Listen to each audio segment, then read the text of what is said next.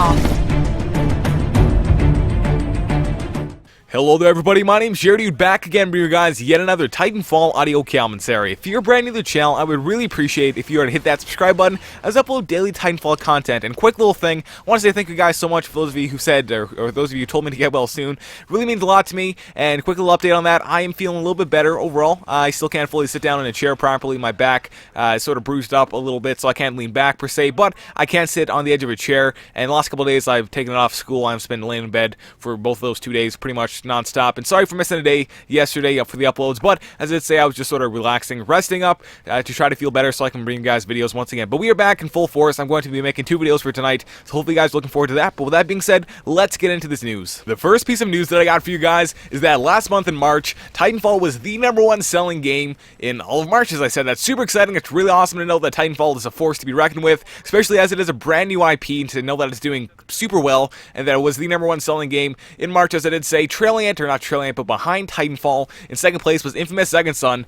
third place was South Park The Stick of Truth, fourth place was Call of Duty Ghosts, and fifth place was Dark Souls 2. So that's awesome that Titanfall took the #1 spot for March of 2014 as far as being the most sold retail game across all platforms. That's really awesome to know that Titanfall is, I mean, people have been saying, oh, it's dying and stuff. No, Titanfall is doing fantastic, especially since we now know it was the #1 most sold game in March. Now, I couldn't find any specific numbers on how many copies was sold, but all that we do know is that it was the top selling game for March of 2014. Now, for the second half of this video, it was regarding how Titanfall was almost cancelled and how Microsoft was actually the savior of the project of Titanfall. And if it was not for Microsoft, Titanfall might not have ever come out and might have just been a canceled project all in a whole. So obviously, it is really good that Microsoft came and saved the day, but to give a little backstory and to go back into the year of 2010 on how exactly this all happened. So if you guys don't know, back in 2010, there was a lawsuit that took place between Activision as well as Vince Zampella and Jason West. Jason West and Vince Zampella are the two creators of Call of Duty. Well, Infinity Ward, they are the guys who made Call of Duty 1,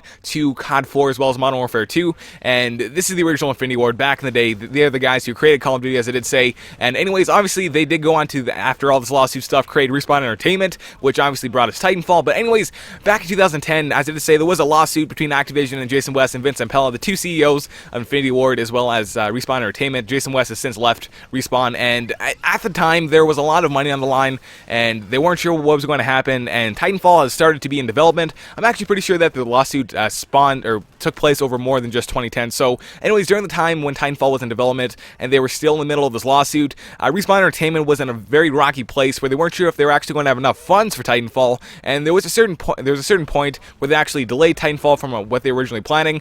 They had allegedly approached Sony to get it on the PS4, but they had not gotten a response from Sony, or they had just said to wait or something like that. I forget exactly what the words were, but Sony kind of denied Respawn Entertainment from getting it on the PS4. And actually, I think what happened was they were asking to get some sort of PS4 dev kit, or to see exactly how the PS4 was going to run as far as just speeds and RAM and all that stuff goes. And I guess they got denied, and so Respawn didn't have a clue what to do for the PS4. So at the time, and Respawn was in a very dire situation, they thought, are we even going to have enough money for this game to be created? Classical EA did a little behind-the-doors deal without apparently Respawn knowing fully, or I'm not even sure, but in this article I read, apparently Respawn was not fully aware that EA and Microsoft were doing a behind-the-doors deal type thing, at least to Respawn, and Microsoft ended up paying a lot of money and giving money to Respawn to finish creating Titanfall, and that is essentially how Titanfall came to be. Now, I gave a lot of backstory there. I'm pretty sure I probably could have summed it up in about a sentence or two, but all I wanted to let you guys know is that I thought it was kind of cool how Microsoft came in and saved the day.